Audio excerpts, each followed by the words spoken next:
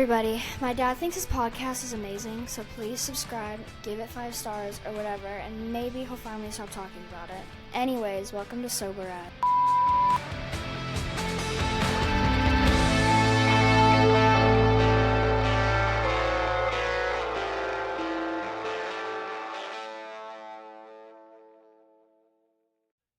Hey everybody, welcome back to the show. I'm Ryan, this is Jessica, and we are sober as fuck.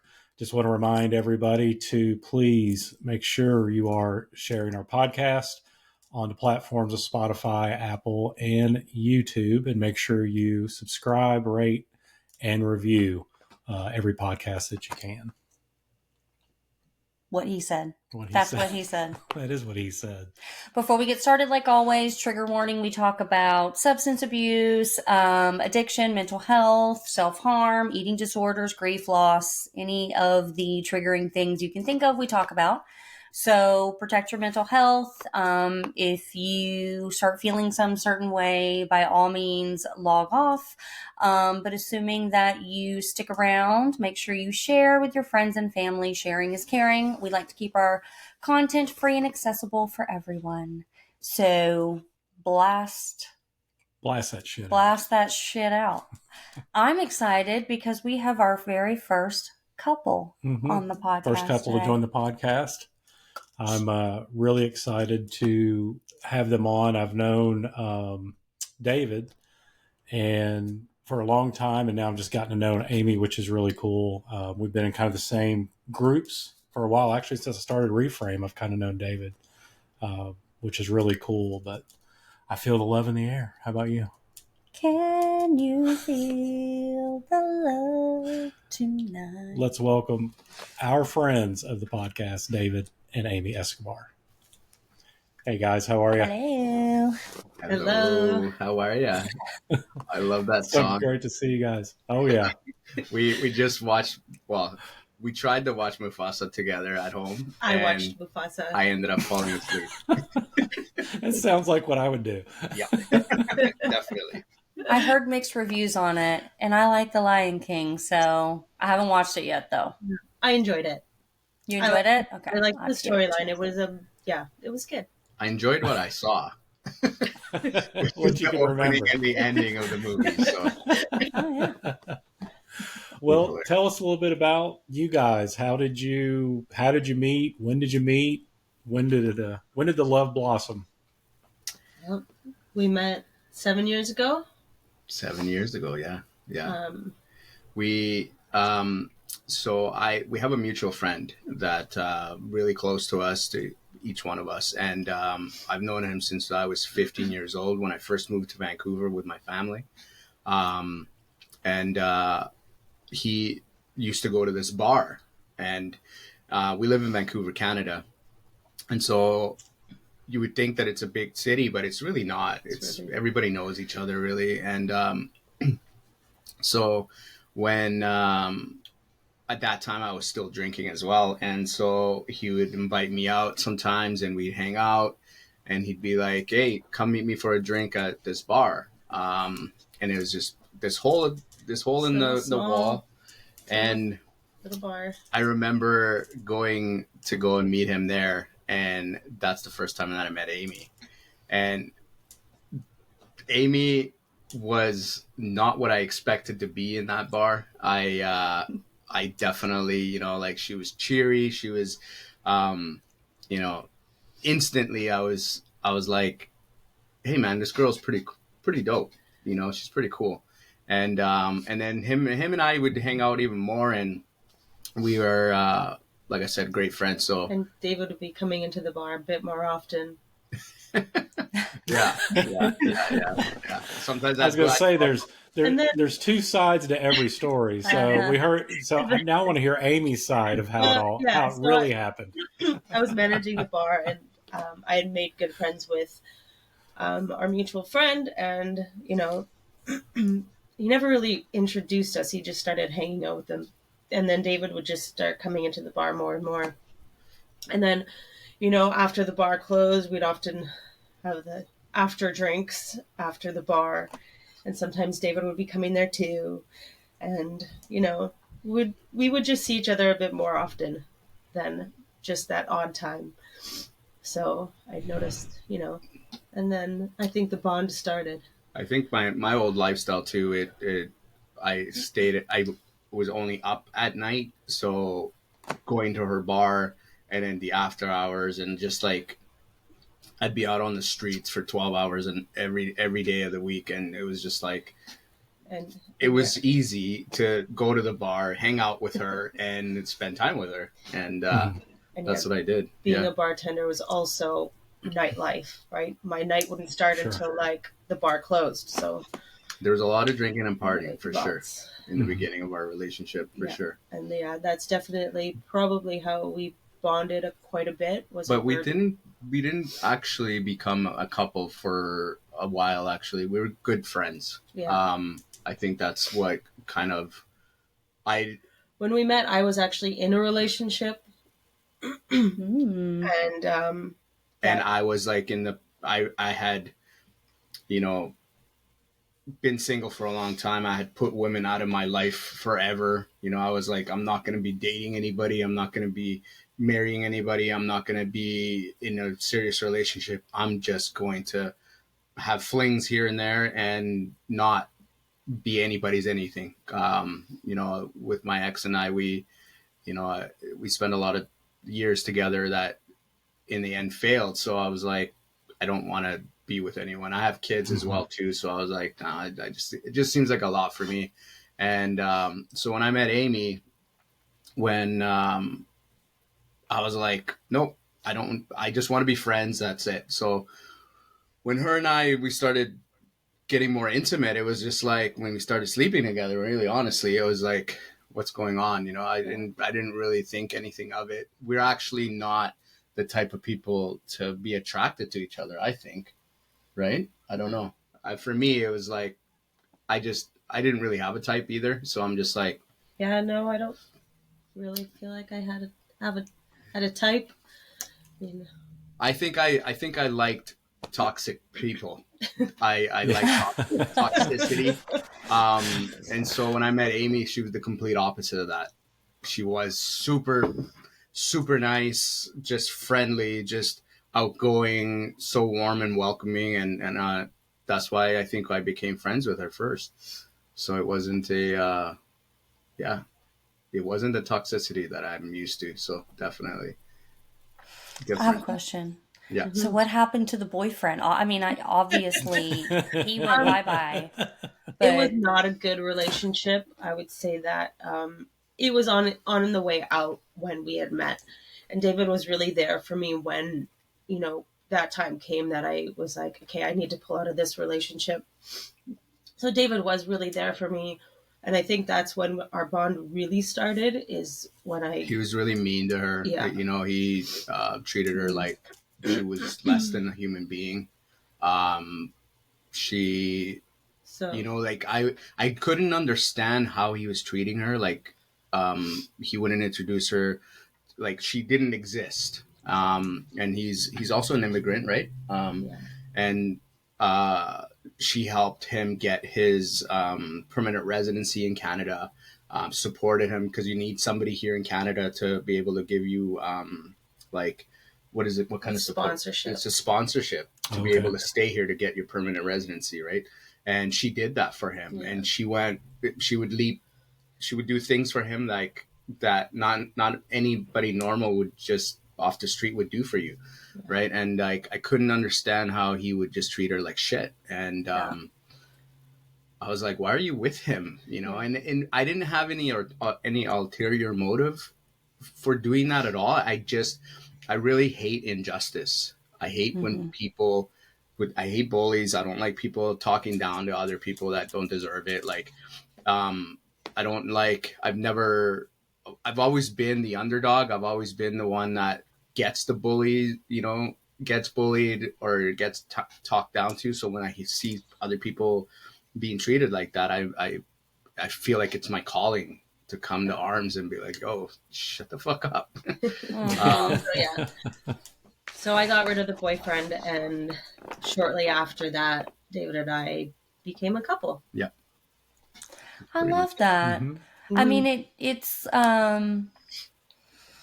it sounds like, and I could be off base here, but it's very common, especially for women, to have sort of a savior complex, right? Like we think that I don't want to say that we can change people. I know that it's like that for some, but you want to see the best in people, right? Right. But maybe, you saw her, not that you were trying to save her, but my mom used to always say, if someone is drowning, it's way easier for them to pull you down than it is to lift them up, right?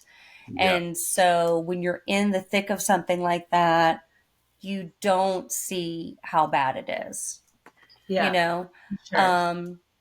And that's great. It sounds like you didn't know what truly being loved and cared for was until David came along. And Right. what a great thing. Yeah, it's great. What a great thing. You said something important though. Like I think for our love, even in the beginning when we first started sleeping together, it wasn't anything that we thought was going to turn into anything solid. Our relationship honestly was based around sex in the beginning, honestly. And it was great. Like we, and I would do the same. I would leave, Aimee, I'd come over to the house and, we'd do our thing and then I'd leave because I was always so busy. And it was great. I'd go visit her at the bar, we really didn't even go out on dates or anything like that. No. It was just like, I'll come visit you at the bar and let's go to your house. And then, my lifestyle before was really revolved around me just being all over the place all the time. I didn't, nothing in my life was solid. And when I decided to leave my old lifestyle, I didn't have a place to fall. And at that time, Aimee and I were still in that same process of just sleeping together. But because I was broken and I was just like on my last leg and I didn't know what to do, the only person that I thought to go to for help was Aimee. Like I have a ton of friends, I have family as well that I could have called. But I remember thinking to myself, like, I need to go to Aimee. I need to go see her. And I came and literally she opened her door and she said, yeah, of course, come here, come stay with me. And like I hid away for the world for like 2 months when I first got here. And it was like her being there for me at my lowest of lowest literally is the reason why I'm here today. And the reason why I have my freedom, the reason why I've changed. And the reason why when I realized, even in my intoxication, because I was intoxicated all the time, I knew, I'm like, you know what, I need this person in my life, and it wasn't so much of like what she does for me. It's just the way that she makes me feel safe. And she can lead me somewhere where I've never been before. And I didn't know it at the time. I didn't know how I was feeling. And even when I asked her to marry me, like it was like two people. Like the intoxicated part was like, what are you doing, dude? Like, what is it? What are you thinking? But there was a part of me inside me that was just like, I need to do this. I need to take this step. And I just knew it was something inside me, just knew it was going to help me change into a better person. Yeah, it was. Yeah. Till this day, I think about it now, and even talking to you guys right now, it's kind of coming to me, and it's the process of it all, and where I was back then, because I was really broken when she found me. And I say when she found me because it was out of the blue. We were, yeah, it really was. It was our friend that knows both of us. We're such good friends. He came to our wedding, and I didn't have a best man. Aimee didn't have, we didn't have a wedding party. We didn't have a wedding party. We didn't either. Yeah, we didn't Fun either. fact, we didn't either. We had 20 people at our ceremony, and that was pretty much our what we say is our wedding party, our entourage. we paid for a company to actually, there's a company that goes around in major cities, even in the US as well, in New York and LA. But they go around cities and they advertise that a couple can pay, I think it's like $5,000 for them to choose. They choose the venue. It's usually a really extravagant, beautiful venue. You have 20 people for your guest list. They get the officiant, the flowers, the decorations, the seating in the venue, and they take care of a ceremony and then like an hour reception, a little hour reception after. Like in total, we have an hour for our wedding, which was great because all we had to do was show up, dressed and everything, with our wedding certificate, and that was it. It was beautiful. I wouldn't have. I didn't know what my wedding was going to look like, and when we did get married, that was the scary part. Though, is like we didn't really know what we were going to be. What you're getting into. We knew the venue. I had been there before. Yeah, but it's a mansion here. It was a big mansion. Yeah, that's used for actually a lot of good commercials too, and like weddings and stuff like that, and it's beautiful. But we didn't really know. Like we gave them an idea of what we liked, but we had no idea if it was going to be anything like that. And we figured that because it was only going to be an hour, we're like, well, we need to party after. Like we need to have a reception. So Aimee was still working at the bars at that time, and they had opened up a brand new gin and tequila bar, a beautiful bar, and so we talked to our bosses and they're like, yeah, you guys can have it for the night. Yeah. So we invited 120 people, I believe, right? Yeah, something like that. And then just filled the place up and had a Halloween themed reception. It was beautiful. It was awesome. It was the most fun time I've ever had. It was the best. My gosh. Definitely. Okay. Yeah. So many similarities. And I was sober. I was the only one sober there, other than my parents. Wow. Yeah, everyone got really. I've been sober a year and a half in the past, and I relapsed. So and that's why I found Reframe, and Ryan got to know me. Yeah. Ours, so our wedding was 100% on us. Neither one of our families had money or resources or anything like that, and I was in a very tricky situation with my family. My brother was in active addiction for 20 years, drugs, alcohol, all of that. I mean, yes, if you're asking, well, what did he do? The answer is yes, right? And he's been sober now for over 5 years and doing phenomenally well. Yeah. And we've always been super close. People used to always think we were twins, not because we looked alike, just our body language and the way that we communicated. And my mom struggled a lot with mental health. So my family wasn't in the best spot. Your family never really had money. Mm-hmm. And he was sort of estranged from his dad at the time. Mm-hmm. Very long story. So everything was on us. Like we went and he went with me to pick out my dress. I helped him pick out a tux. We paid for everything. And we just went and got married on top of the mountain in this small little church that overlooked like a beautiful view.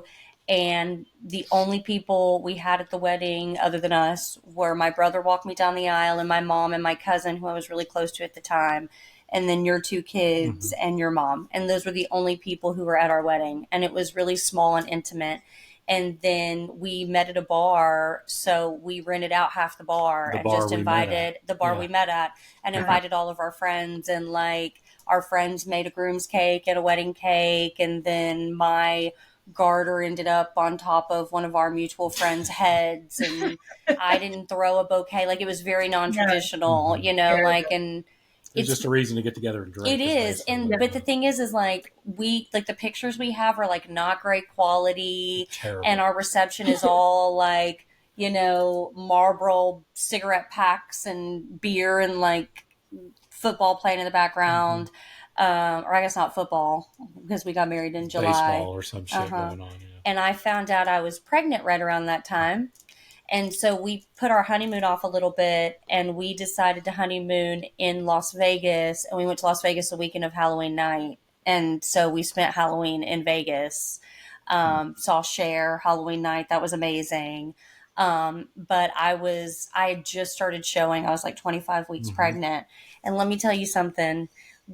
Every casino we went into, the girls dancing, the drink girls, I got more attention than you ever could. I mean, every single one of them would come up to me and be like, "Oh my God, you're so cute." But the funny thing is on the flight there, I like had a hoodie or something on and you couldn't tell that I was pregnant.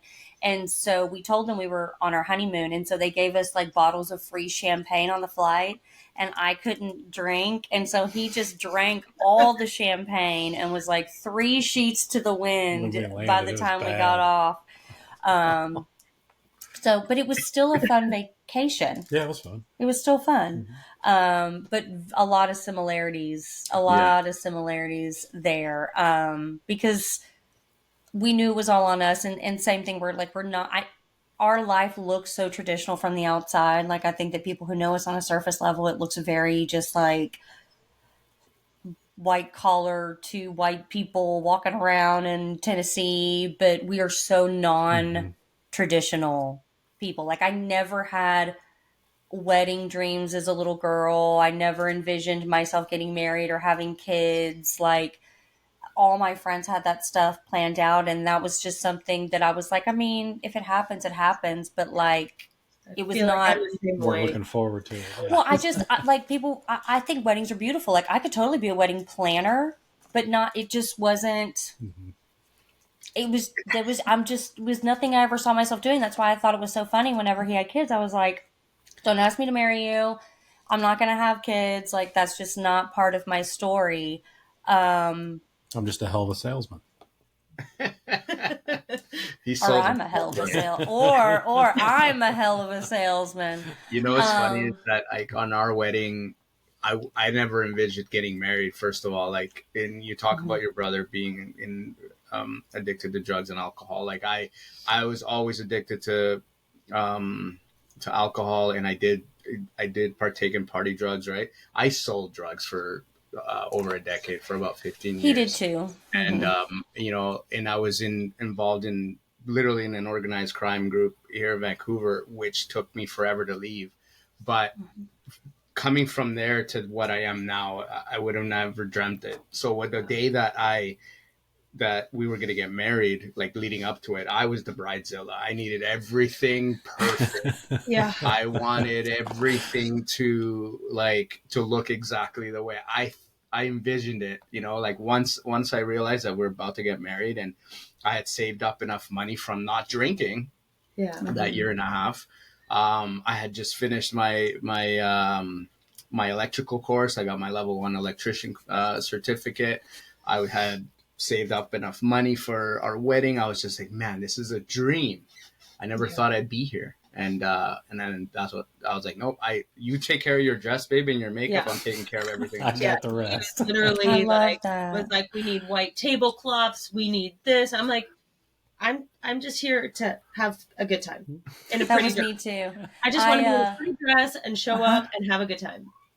Yeah, that was me too. Like, I tried on a few dresses, and there was one I actually liked more than the one I picked, but it was like, I walked out, and I am just full disclosure, I am not one to do things for the satisfaction of other people, more specifically of men. Okay. But the look I saw on his face in the dress that I picked, like, he didn't even say, like, that's the dress. You know what I mean? Like, he didn't even say, like, oh my God, that's beautiful. It was just that look on his face. I was like, I have to marry you in this dress. And I've never felt the need. He saw you in the dress before? He went with me. He helped me pick it out. Yeah. We did. So the thing that really has bonded us over 15 years is it has literally been me and Ryan against the world. Like, that's how I feel with Aimee and I as well. So it, like, my brother was still in active addiction when we got married. My mom was struggling with mental health and also in an addiction when we got married. So there was,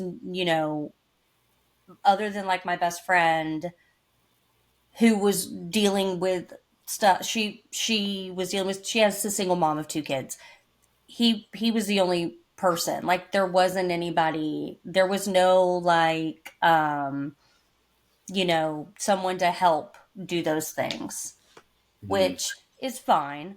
But I've never been one to want to like renew our vows. But other than it would be nice to do it now that everyone's sober. Unfortunately, my mom passed last year, Yeah. but yeah, Our it's. I mean, condolences, it's. by the way. Thank you. Um, it's been us against the world. I was quite broken when Ryan met me, and the craziest part is he was too, and I didn't realize it. I was good at hiding it. Well, because he is the one who's like, he had a good job, he was making good money, he had his own condo, he had his kids, they would go on vacation. Like, from the outside looking in, shit together.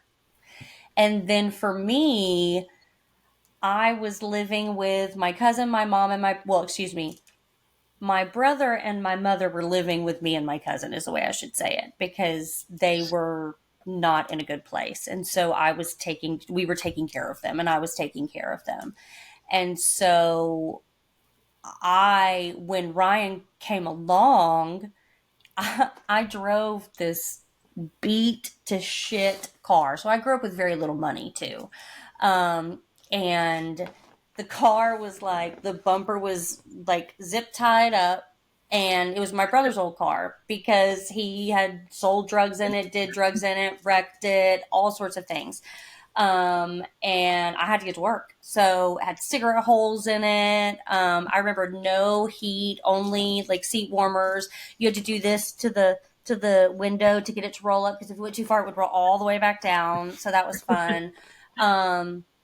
And like the first time, I think you had asked me to bring you lunch or something to work, right? And which really now I know is code for come to my work so that I can like introduce you to people. And so I drove up to his work and he was like, "Is that what you're driving?" Because, before he would always come and pick me up. I said, "Yeah." And he goes, "We've got to get you another car." I was like, "It's fine. I can't afford a car payment. I'm fine. It's no big deal." And he's like, "You need like a reliable car. Like, you cannot continue to drive that car." And I was like, "Okay." Because, I'd wake up to go to work and my car would be on empty. It'd probably be a flat tire. There might be drugs in the car. And I'm like trying to get that cleaned up before I go, where my brother had it the night before.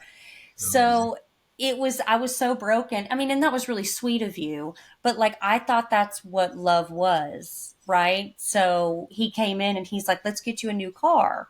And then you took your kids on vacation and we hadn't been dating long enough that we felt comfortable me meeting them. And he's like, "Why don't you go stay at my condo while I'm out of town? You can drive my car if you just hang out at my house." And I was like, "Okay." Because he was telling me, "You don't need to deal with that bullshit." So we got together and I moved in with him very, very quickly. So fast forward to when I actually realized I had married an alcoholic. It was this huge weight where I thought, "Oh my God, I escaped one traumatic situation and went face first into another because it was tied up in a pretty bow of money and things." And that, when you got sober, if we're going all the way to then, that was the hardest thing for you, was because that's how you showed people you cared about them. Like, I fucked up, here's a vacation. I fucked up, here's a bracelet. Yeah. And the funny thing is you really didn't even have the money to do it. You were just like, it was all this facade. Yeah. So now we're like the exact opposite of that, which is so crazy to me. Yeah. And dealing with a lot of those things too, like, we were both so broken. I didn't realize how broken he was, because what do you mean? He's got a big boy job, like a career, like, oh my gosh, overachiever, So it really was us against the world. Like, and it sounds like kind of the same for y'all, even though you were sober, you didn't realize you were falling in love when you were falling in love, and you were building each other. It's almost like you were raising each other, not like in a parental way, but yeah, there's something that really solid that's built out of those moments. Like, it's a non-traditional, we were both so broken when we met each other. And I'm happy you say that, because I was going to say, like, I can see like a pattern. Like, I feel like the relationships that I know that have lasted and people that are doing great which is not any relationship isn't perfect. We're not perfect. Like we have our arguments and we have our struggles, you know, like, but because we met each other, like Aimee and I met each other when I was completely broken, and I didn't know how broken I was. And she was in the shitty relationship that she was in. Was in not a good place. Mm-hmm. And, you know, she was in a career that she didn't like. And, well, it was leading up to that anyway. And I can see how, like, meeting each other at that time in our lives, but recognizing it and not being afraid. I mean, we were afraid, but we weren't, it wasn't like this is an over thing for me. Like, you know, like, I think, we understood that let's see where this keeps us going. Yeah. Like, I think we gave each other strength where she was strong, I was weak. Yeah. And when I was weak, when she was weak, I was strong. Yeah, we definitely had the strength to lean on each other to make changes in our lives. You know, yeah. There's something really precious about, like, even in your shittiest moments, you meet people exactly where they are, right? Like, I've never felt like I've had to water myself down for you or put a mask on for you. Mm-hmm. Mm-hmm. Does that make sense? Like, I mean, there may be things that were related to your alcohol that I'd be like, oh, don't do this, you know, or you're drunk. But I'm talking about, like, you in your purest form, you know, like, never had to pretend to be something I'm not. You know, one of the biggest things was after we had a kid, all my friends would say things like, oh, I have to see if my husband will watch the kids this weekend or whatever. And I'm like, that was such a foreign concept to me, because even at the height of your drinking, I was like, you have to ask your partner to, like, watch their kid. Like, I was like, that's just not something that we do. Like, that's your fucking kid. Are you kidding? Yeah. So, like, there were always those components there that I'm like, this is a solid person. Like, I've never had to ask you, like, there's no competition there. You know, like, that part of our relationship was always very, very solid. We respected those boundaries within ourselves, if that makes sense. Yeah. And I think for me, what really attracted me to the relationship with Aimee was that I could feel like I'm myself, you know, like I had spent so long pretending to be somebody that I wasn't, you know, and that person just became my personality. And, you know, hiding and working in the shadows. And, you know, at that time, even my family knew what I was doing. And when, of course, my mom, you know, she'd be praying every single night, for my safety and whatever. And, but they were kind of used to, like, hey, David is obviously doing what he thinks is right for himself, and we can't tell him no because he's stubborn as hell. So, when I met Aimee, I could feel myself just being vulnerable with her and being able to, she didn't shy away from it. She would embrace it and just be like, you know what, you're okay with me. And I think that's where I opened up my heart, and I was like, this person's my person, because I've never felt safer. And even though, like, the world was crumbling around me, I knew that I was okay. So, yeah. And I don't know, for me, like, the beginning of our relationship, like, even right before we got married, before I got sober, it was constant drinking, constant just sickness all the time. And I think Aimee too, she was like, at some point, you know, like, I don't even know if I do want to get married to this person. There was definitely points of our relationship where I was like, what am I doing? Why? Because my dad was an alcoholic, and you know, just, it would bring me back to looking at my parents' relationship and how they were married for 20 years, and probably 15 of those years they shouldn't have been together. Mm-hmm.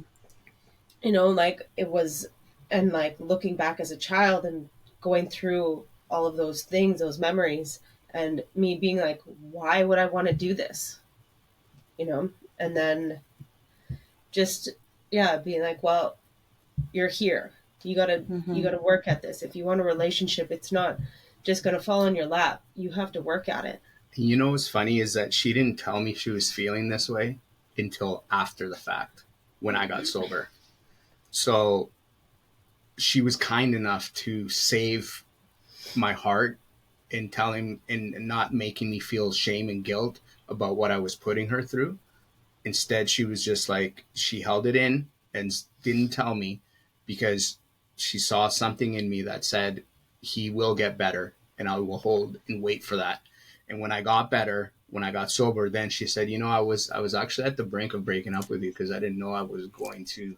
And I know that if she would have said something, it probably would have broke me, you know, and I probably would have put me still, like, I probably wouldn't have been able to pick myself up from the hole that I was in alcoholism. And there were definitely times that I would be like, David, can you please like slow down? Like, can we have like a sober weekend, or can we have, you know, some time that we're not drinking? And like, you're getting sick. Like, he was, this was probably leading up to where you got sober, is that right before he got sober, his drinking got to a height that was pretty bad. And I would ask him to stop, and he would be like, no, this is just the way it is. This is just the way it's going to be. And that was tough. Yeah, I remember I'd come home from the liquor store with a big bottle, and she'd be like, another one? And I'd be like, yep. And she'd be like, Aimee would be like, well, can you slow down, please? And I'm like, well, no, this is what's happening today, and that's it. And then, you know? like, for me, I would just be like, well, if this is happening, I might as well be joining in, because if this isn't going to change, then I need to be at some level to tolerate it. So David, you know, you said you went to that first like year and a half. You even went through your wedding sober. Yeah. What was it that got you to change over that first year and a half before you had your relapse? Was it the relationship that you decided like, hey, I've got to cut this shit out? So, I'd have to dig a little bit deeper into like what led up to it. Right before I got sober. So, like Aimee was saying, my drinking. So COVID kind of messed everybody up. Sure. And I feel like that in the podcast we talk about about COVID too as well. I've heard you guys talk about COVID and how it messed everything up. So during COVID, nobody was working. All we did was drink. Aimee and I, we'd invite some people that we were close to over, and all we did was drink consistently. We had roommates too that drank a lot with us. Yeah, and so my drinking just went through a whole another level, and I had, leading up to when I got sober, I had a lot of stress in that I was potentially going to jail because of what I used to do. I caught some charges that were really heavy, and they wanted to put me in jail for quite a bit of time, and that kind of put my drinking, like I couldn't deal with it. So I was just like, I'm going to be completely obliterated. And I was just talking about this to somebody yesterday too. And I was so sure that I was going into prison that I said to Aimee that the week of, I said to her, I'm going to get so drunk that I'm not going to, I'm going to walk in. They're going to have to drag me into the jail from the courtroom completely passed out, because that's what's going to happen. And so I remember drinking myself to that point, and even my lawyer was just like, you're really messed up, so please do not stand up or say anything. Don't speak. And I'm like, all right, I'm just here because I know I'm going in. And the case, the lawyer made such a good case that the judge took mercy on me and said, you know what, instead of putting you in prison, you have a lot to live for. You have kids that you have to think about. You have a wife, or a potential wife coming up. You're going to get married. You need to work. Like, putting you in jail is not going to work. We're going to give you house arrest, 2 years of house arrest. And I was floored. I was like, what?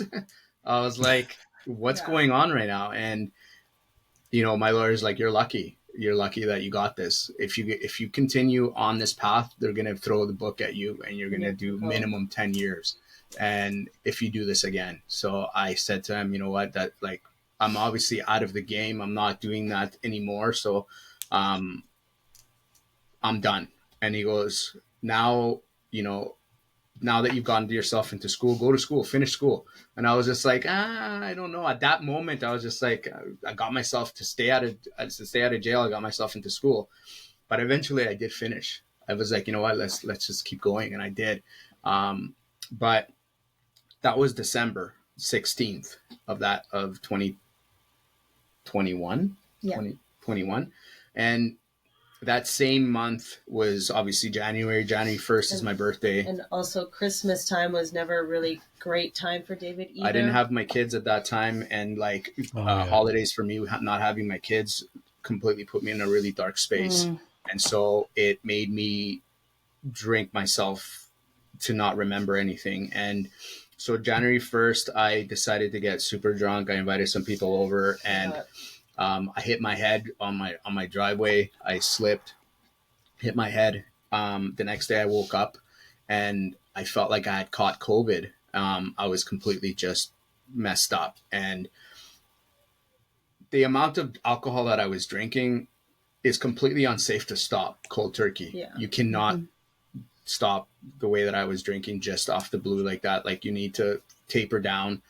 We talk about alcohol withdrawal syndrome, seizures, and all that kind of stuff. So I didn't know anything, any of the medical stuff.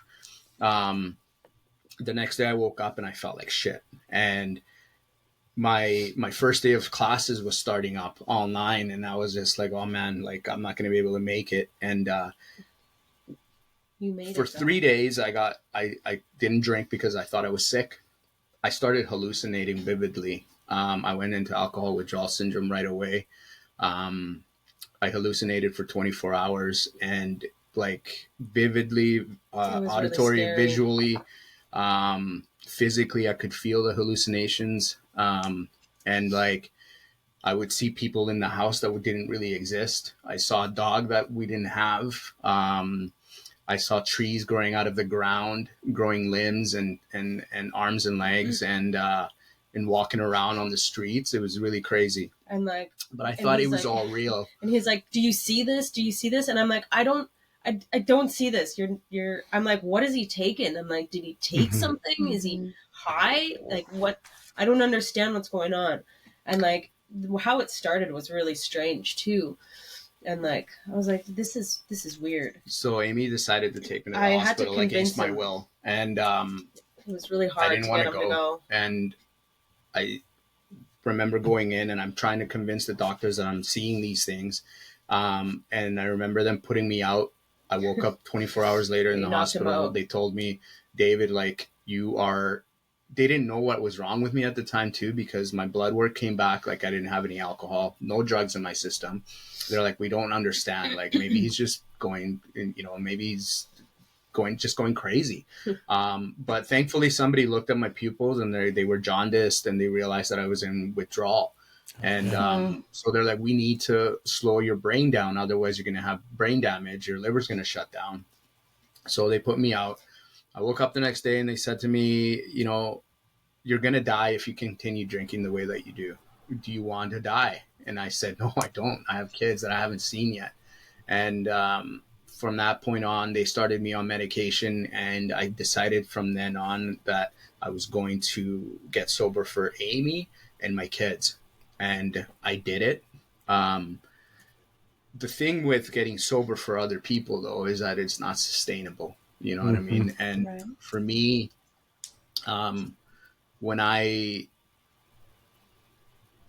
had accomplished so much during that year, I finished school. I saved up for our wedding. We bought a brand new vehicle. I got my children back. And that was like, for me, mind blowing because that's something I never thought I could do. But I'm like, man, so the person I am now did this, and I got cocky. I got prideful. And I'm just like, man, look at me.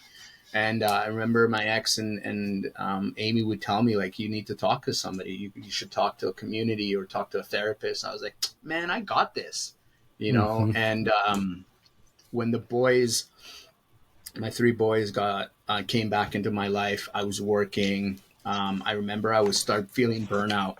I would start feeling tired. Parenting was really hard for me because I didn't really know my kids. They didn't really know me. So it's like we're trying to build a relationship as parent and sons, or dad and sons, that we both don't understand each other because we don't know each other.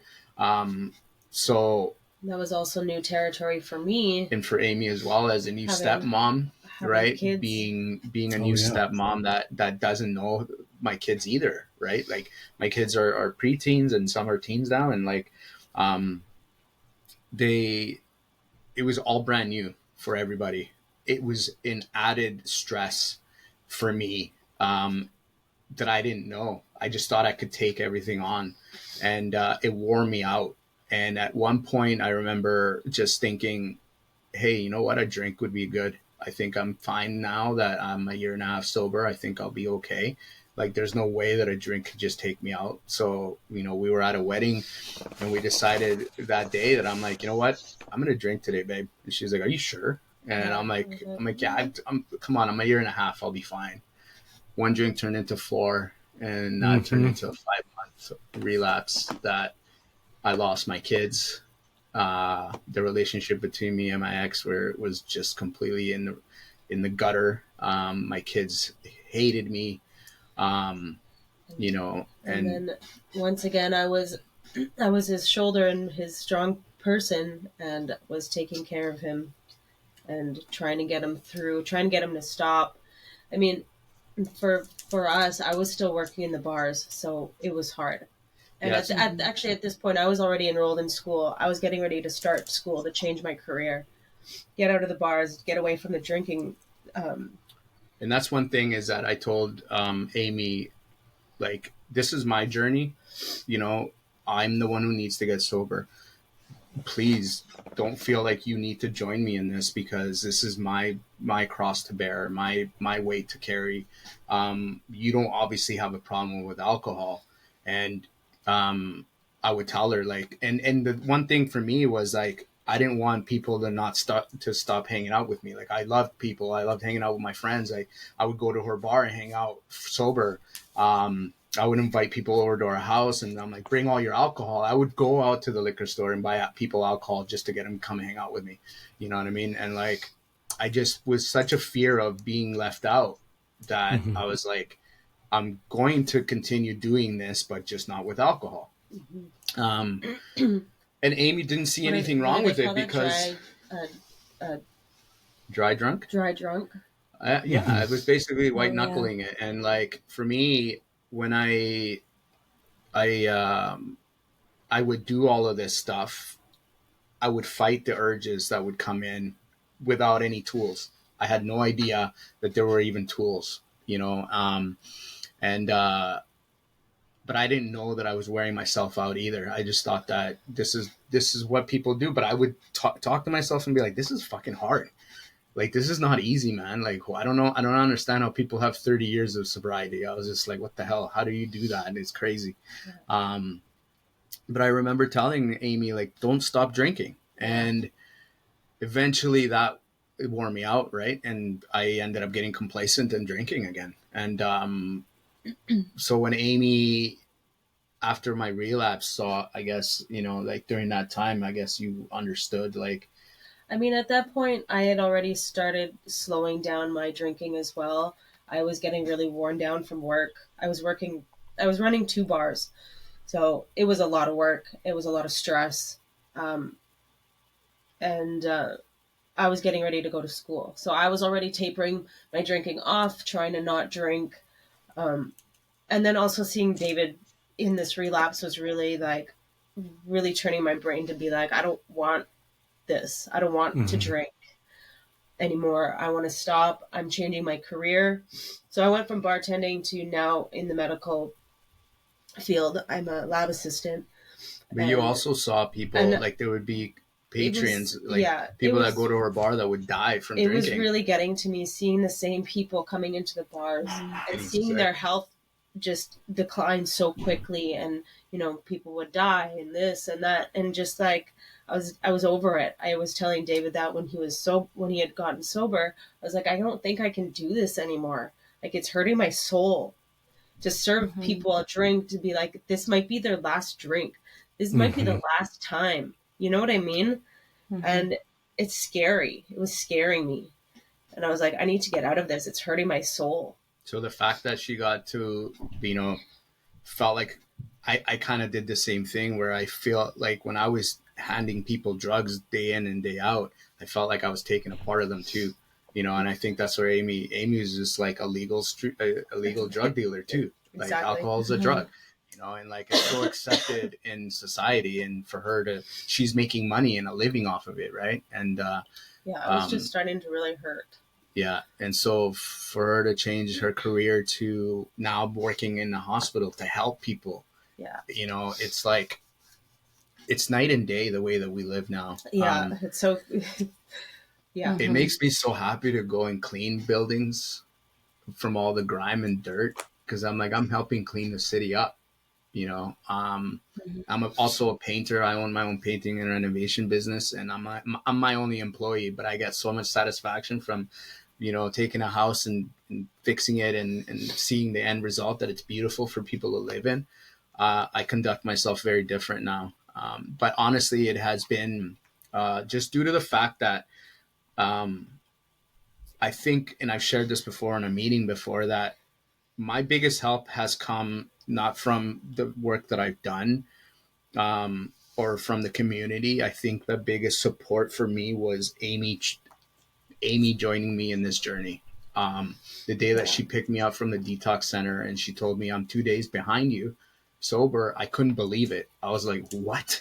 Are you fucking serious? I'm like, are you sure? I asked her many times for like weeks after that. I'm like, are you sure you want to do this with me? And she's like, yeah, I'm, and I think 6 months into all of this, I would still be like, I was so terrified. I'm like, I feel like she's going to drink again. And it's funny because I've grown so much in my sobriety now that if Aimee decided one day, because I think your choice isn't a lifetime choice. Like, you don't know. Yeah. I like what you say about it though. Like, I don't have to drink today or right now. Yeah. And you know what? Maybe in the future I'll, have a drink. I don't know. But you know what? For now, this is what it is. And I'm not going to make that decision now. And for me, I'm like, I'm so happy and content with where I'm at that I'm like, if she decides to do that, it's not going to hurt me. You know what I mean? I'm just going to come and say, are you okay? Like, did you do it? Like, I'm sure we'll talk about it. I'm sure there'll be, for me, I've found compassion being in the community and being able to be in this recovery journey again. I've noticed that there's something that I heard the other day too, is like, the shit hadn't hit me hard enough the first time around, that I needed to go through it again to really, really like put me in a spot where I was ready. I wasn't ready yet, even though I thought I was. And I needed to go through that 5 month of relapse to really, like, I was violently vomiting. I was completely useless. And I was really terrified for my life. Really hard on me too, because I was just starting school and I was like, this is an intense program that I'm in. And now I have to make sure my husband is okay. I have to, I was really trying to hold it together for both of us. And it was definitely a struggle. And I think that's also what led me to make the decision to not drink. Like, when I drove him to rehab or to the detox center, and then I left and I was by myself, and I was like, I pulled out the bottles of alcohol that I had hidden away from him. And I was like, okay, well, I can sit and have a drink. I would literally find anything. But then, you know what? Yeah. I had a bottle of wine, I think, and some Baileys, and I was like, I hid bottles all over the house too. Well, I hid my alcohol on him so that I could, like, working in the bars, people would bring me, like, sales reps would bring me bottles and stuff. So I would have bottles around, but I would hide them from him so that I could enjoy them when I wanted to. I asked her. Otherwise, he would just drink it. When she picked me up, she was like, I threw away all your empties and all the bottles that were hidden. And I'm like, are you sure? And she's like, yeah. I'm like, I bet you didn't find all of them. Yeah. She goes, yeah, I'm pretty sure I looked everywhere. I'm like, I bet you didn't. So it's funny. Sure enough, I He came home and I started looking around and I found at least another. Like, he thought he 10 or was always 15. hiding it from me. Gosh. And I'm like, no. I know where they are. Yeah. But you know what's like, you always know. I was hiding it, knowing that she plain knew. sight. Knowing that she knew. That's the same way. But I was, and then I thought about it later. I'm like, who the fuck was I hiding them from? Yeah. And I was hiding them from myself. Yourself. I was hiding it because Yeah. of the shame and guilt that I felt that I would have to hide in my own house where my kids weren't around. Even she wasn't around. And I would go and take a drink and then hide it again. And there's be nobody in the house. I'm like, why? Now that I look back, I'm like, yeah, it was because I was shameful and guilt living there, And David, you brought something up that was, I really resonated with, and I actually resonated with it this morning. And I haven't shared it with you yet, but I will now. You brought up about about Aimee possibly having another drink again. And where our stories are kind of similar, Jessica gave up alcohol. She never had a problem with it, but she just gave it up because it wasn't doing her any favors. I don't think it had anything to do with me. I mean, maybe it did a little bit, but yeah, it did, but I'll get on that in a minute. But this morning, I was finishing up a workout on the treadmill, and Jessica had a really bad day yesterday, bad mental health day. And I don't know why it hit me, but it did. And I thought, damn, I wonder if she would have a drink over to try to calm her nerves down. And I've never thought that in almost the year that she's been sober. But this morning I thought about that. And I thought, wow, that would be really fucked up to have that much time under your belt and drink. Yeah. But I was thinking about it because of me. I was worried about, but I know okay, wait a minute. Why are you even thinking about that? Because you're not going to do it. It doesn't matter what she does.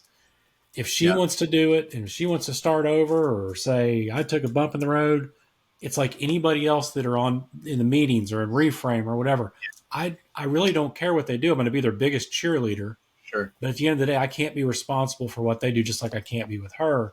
Sure. And then it finally came out of me. But the fact that that's the first time I've actually had that thought. And then you just happened to bring it up on the same day. I thought that's fucked up. Well, I think that's normal though, because you think what would make me feel better in this situation, right? And it's sort of like a subconscious thing. So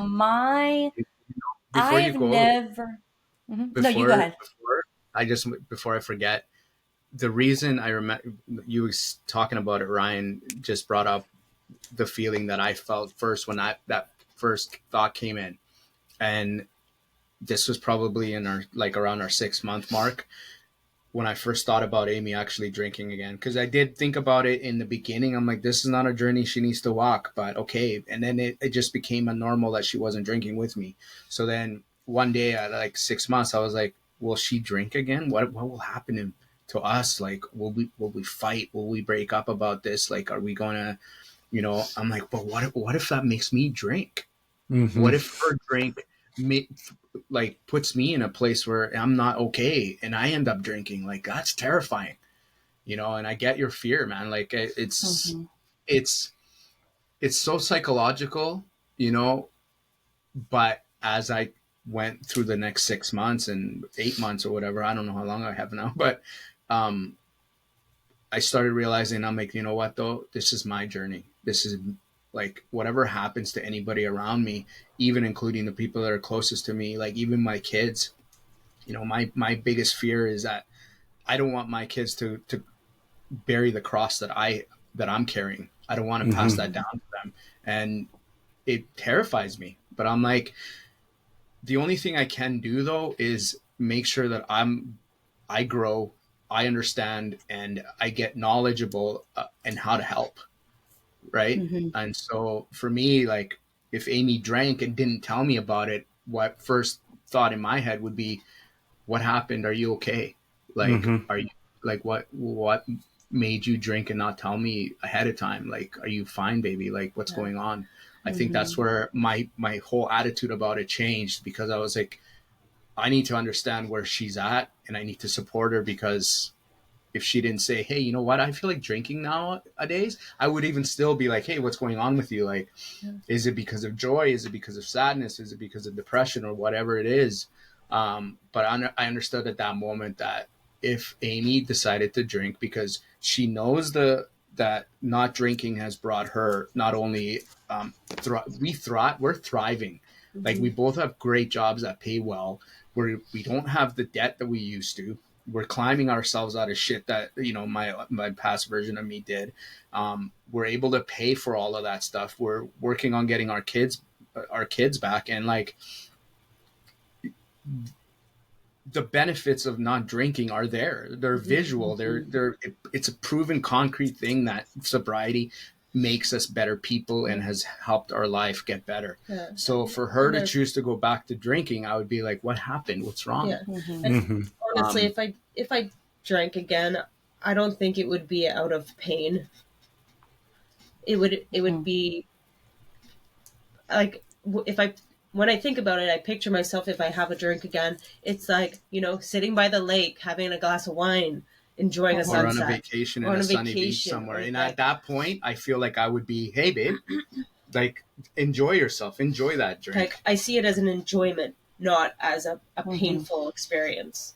Yeah. And that was my thing. It's like, once I dug into it and I, like, you know, journaled about it kind of quickly. I was actually doing on the meeting this morning, ESCO, when you reached out. That's actually what I was writing about. I don't like telling people what to do either in relationships. You know, like, I get asked in the community quite a bit, like, you know, how did Aimee support you in all of this, right? And for me, I don't suggest for anybody to stay together when only one person, one of them is carrying the entire relationship. Like, when both people want to move forward together, whether it's tough, whatever shit you guys are going through, there has to be two people there. Yep. 100%. There are times where she did carry me because I was weak. But I kept telling her constantly, baby, I promise you I'll get better. I promise you. I really want to get better. I just don't know how.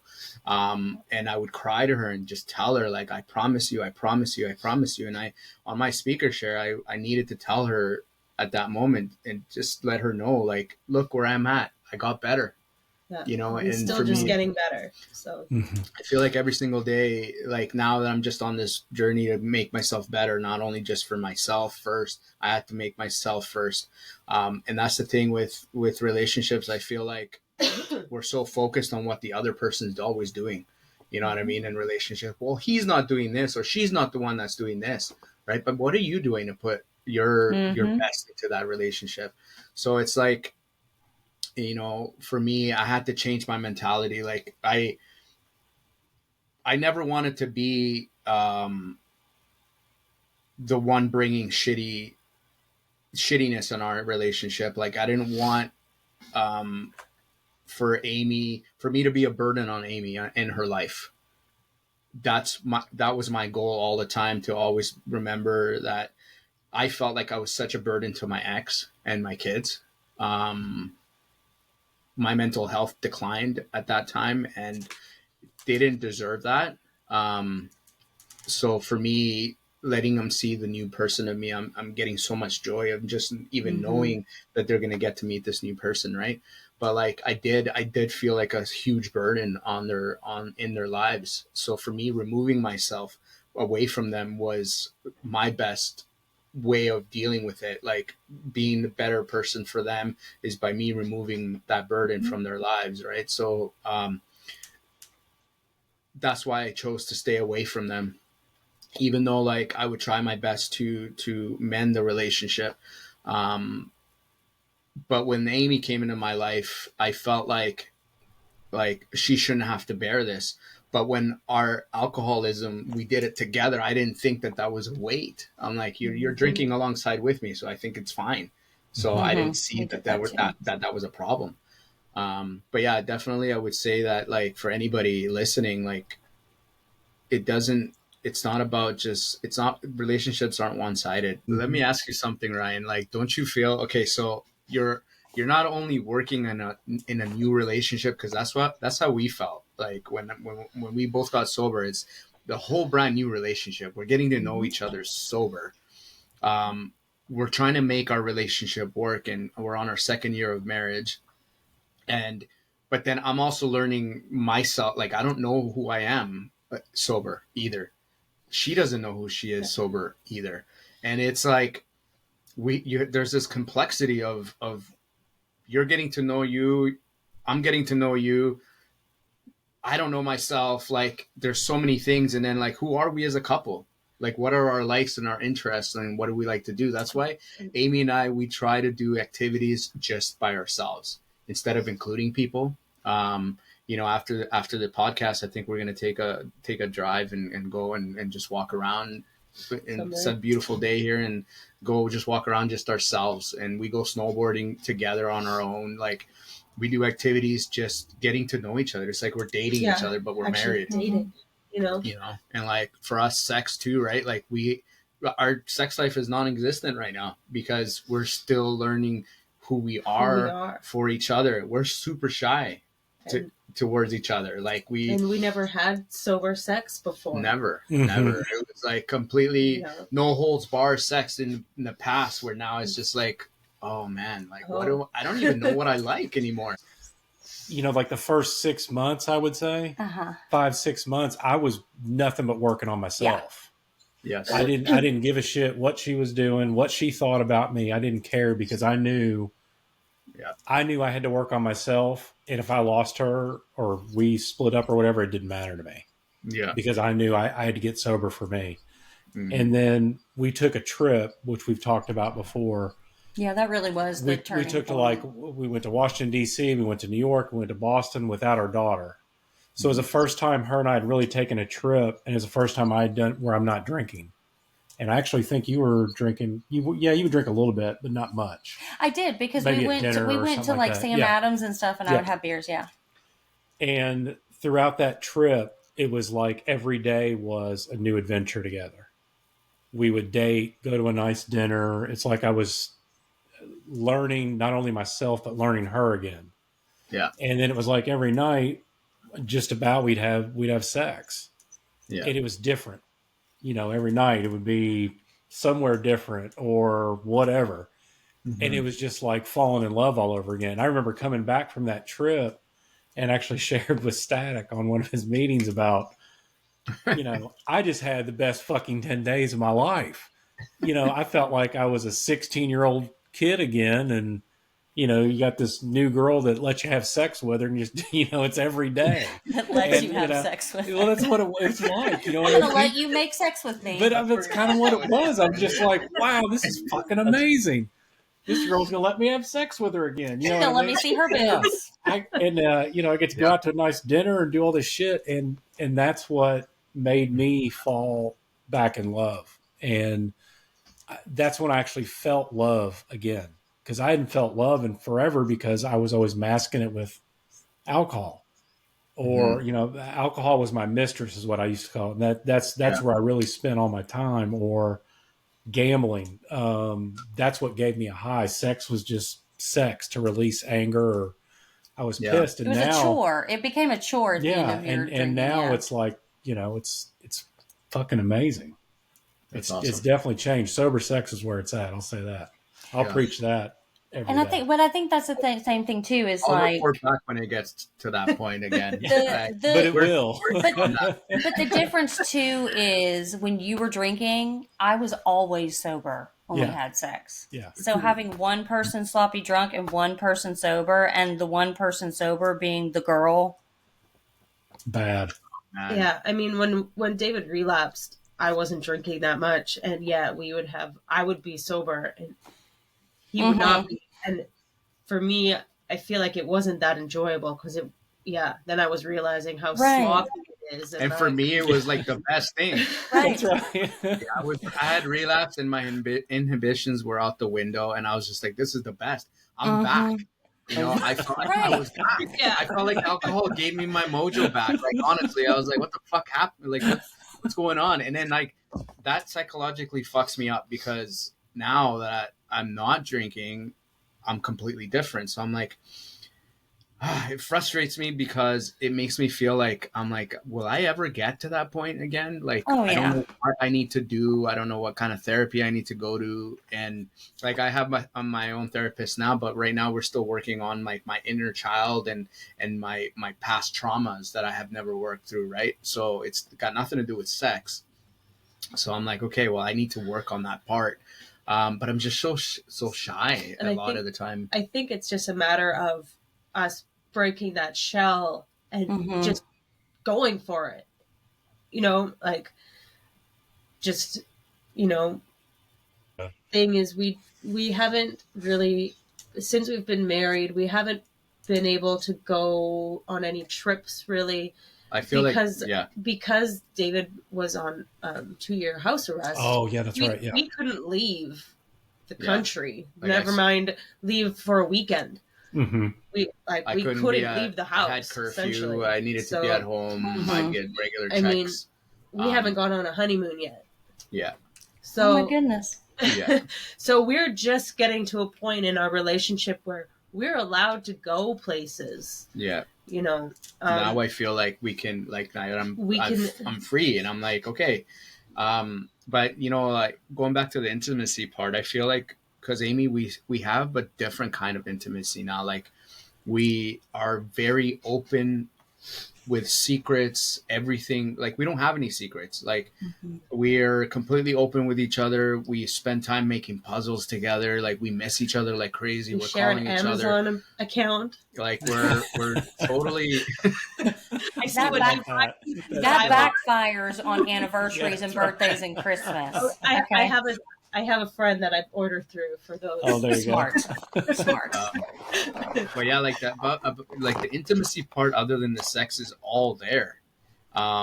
It's just like that little bit of shyness that I'm like, I don't know what I'm doing. Like, I don't know how to touch you.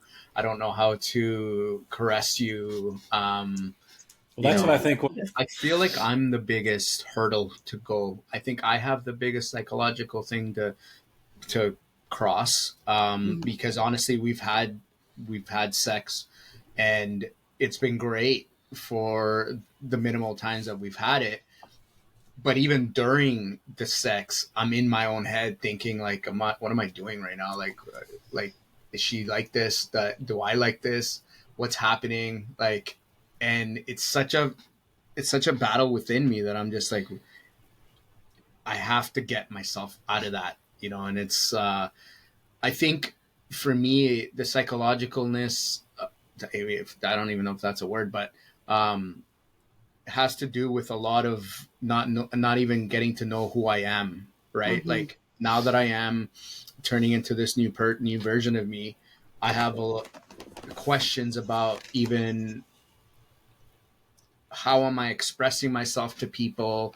How am I coming off? I don't want to sound like the old version of me that was really inconsiderate, didn't care what came out of his mouth. I was very super blunt. I would say things like that were disrespectful, and like, you know, I'm really trying to be more aware of who I am, and I think that's psychologically keeping me at a safe distance. I'm like, okay, I'm safe here, right? So maybe, you know, exploring that part of it where I'm like, okay, I can go a little further, I think will help me. Can I tell you what I hear? Not that I'm a therapist, but I love these situations to psychoanalyze people. It's true. You psychoanalyze me all the time. Hush. Psychoanalyze me. It's all good. Okay. I think it's really sweet. And I think that you love her so much that you want to give her something sexually and in an intimate way that you haven't given anybody else. I think that to just say it the way that it is, you know, sex is emotion, right? Like, you do go through the motions and you get off and you're like, okay, great, let's go to sleep. And I think that that's just not good enough. It's good enough for you, but you don't want that to be good enough for her.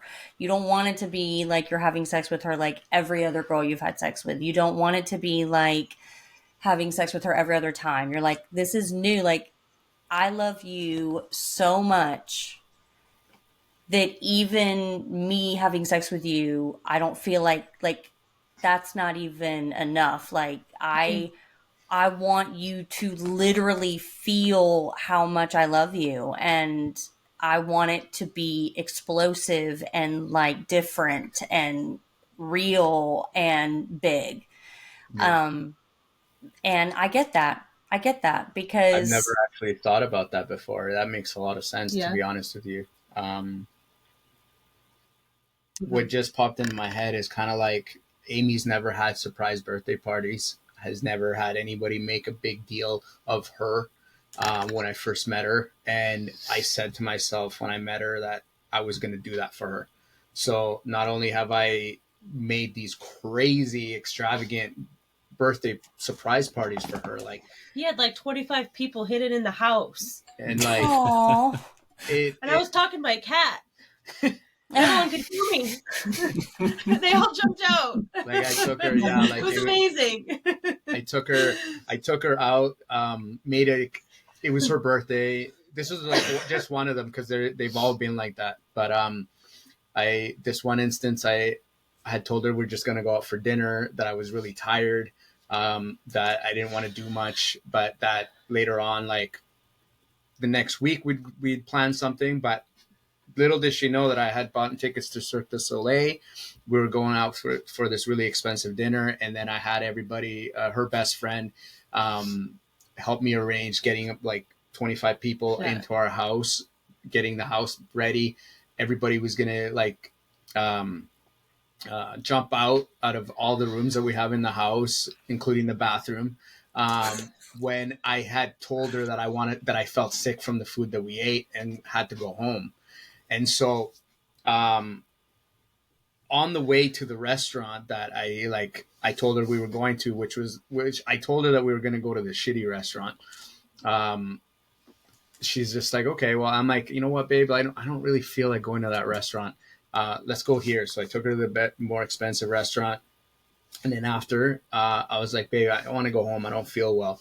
And then instead we went to Cirque du Soleil, and she's like, oh my God. And then after Cirque du Soleil, I'm like, okay, now we can go home. And then she thought the party was over. And as soon as we walked in through the door, she was petting the cat. And then like a bunch of people jumped out, her best friends and stuff like that. Right. So I made it my mission to always make a huge deal out of Aimee, because I like what she did for me. You know, she saved my life. And so I'd be happy living in a tent. I'm like, because that's I was going though, like when I wanted to do these things for her, right? It was because I saw that Aimee, nobody had ever made her feel that special, like that she was worth everything. So for me, it was doing this for her. It wasn't so much like that I was trying to gain her more. It was more of I want you to know how special you are to me and to all the people that love you. Because she would tell me, like, I always plan out my birthdays and nobody comes to them. I always got disappointed, let's put it that way. Yeah. I feel that. And I had always this disappointment, and I never felt that, I always felt like I put so much into relationships and I never got anything back. Mm-hmm. And Aimee would never speak up and say how she felt to people. She would just accept it.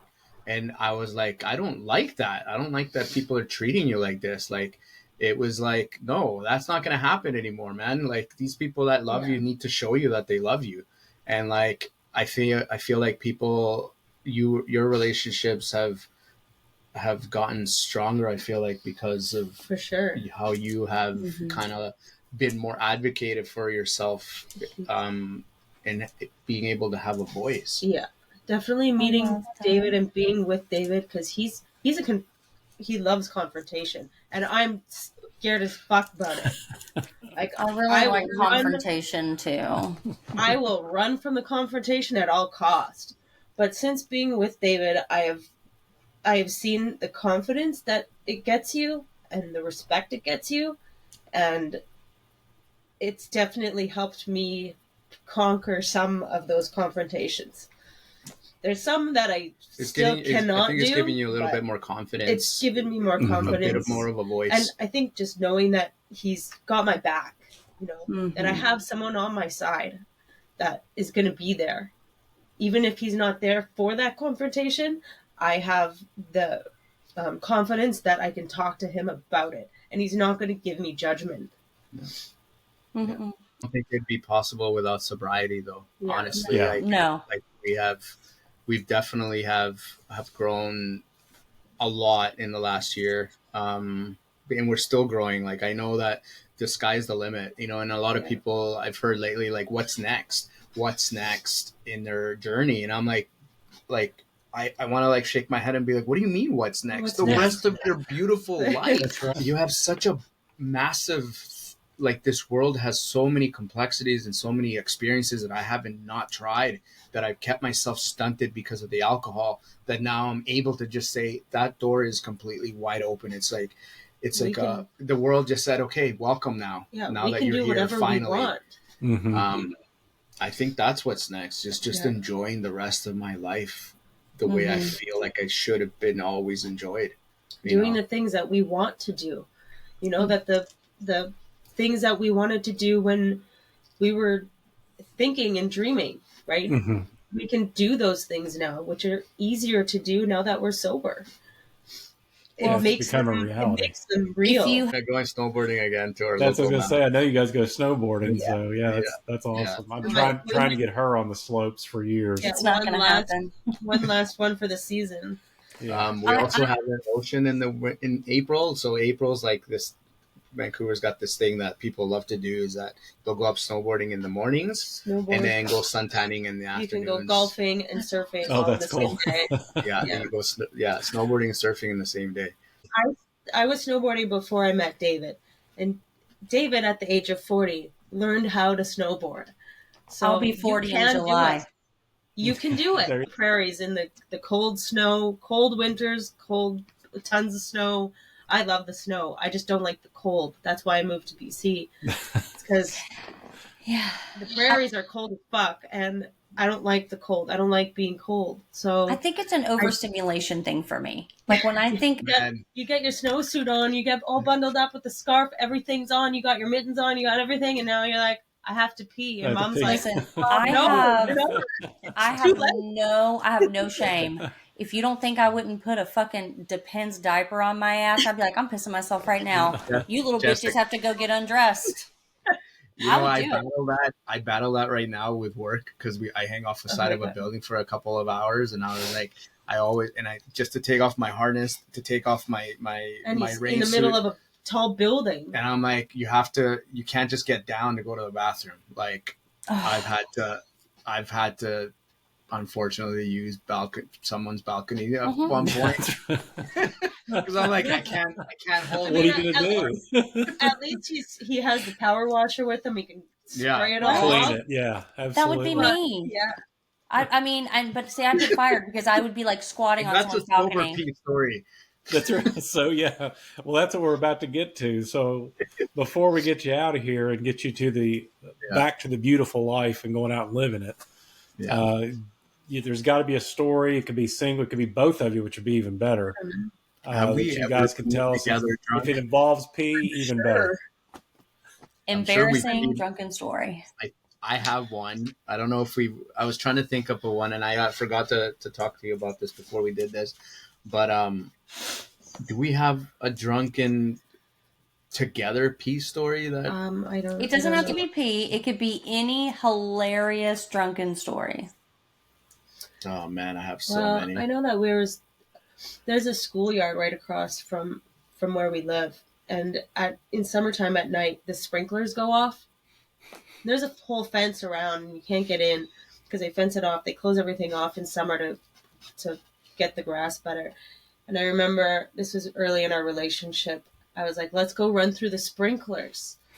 And so we climbed the fence. And before I met David, I was a big pool jumper. I would go after work, after the bar, and I would go sneak into pools and go for swims around the city. And so this was one of those like, hey, let's go run through the sprinklers, like kind of jump into the pool. And so we climbed the fence and we ran through the sprinklers. Yeah. We've had and he was like, "Are you crazy?" I'm like, "No, we're doing it. We're doing it." So we Get did in, it. loser. We're doing it. Yeah. I'll tell you a crazy peace story that I have. So we're like 2 hours away from Whistler, and I went up there with a bunch of friends for the weekend. And I remember it wasn't for snowboarding; it was strictly for partying. We went to the nightclubs, and I think I was in my mid-20s, and got up in the morning, went straight to the fridge, drank a whole bunch because I couldn't I was so hungover. I was like, I need to cure this with something. I think I had Caesars or something like that, and a bunch of shots of tequila. And then the friends that I was with, they're like, oh, we're hungry. We want to go to the local 7-Eleven. So we went to the 7-Eleven, and inside the 7-Eleven, I was like, I got to pee. And I went and asked the guy, and he's like, no, we don't have a bathroom. And I'm like, where's the closest bathroom? And nobody could tell me where the closest bathroom was. And I was so drunk and I was so upset. And I'm like, I don't care. And I'm walking out the automatic doors. And I remember I'm peeing my pants right now. I'm peeing. And I turned, as I'm walking through the doors, I take a left. And I remember I'm honestly peeing my pants. I'm going to pull it out right now.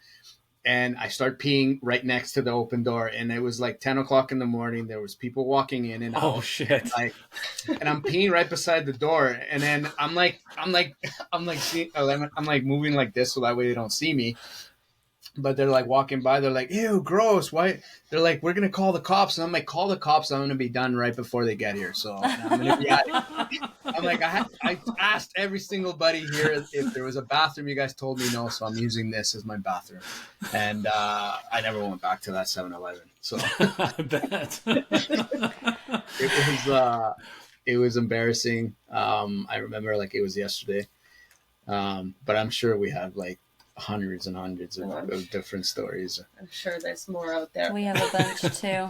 We have a ton of them. Yeah. We'll unleash them at some point. When we have you guys on again, you can tell us more. For sure. 100%. Sounds great. Yeah. Well, guys, thank you so much for joining us. This was wonderful. We may have to have 2 parts on this one. This was a long one. That was a lot of fun. It was good. No. It was great to get to know you guys. No, this was fantastic. Thank you so much. Yeah, thank you so much. We'll talk to you guys soon. We love the podcast. So keep going. Thank you. Thank you.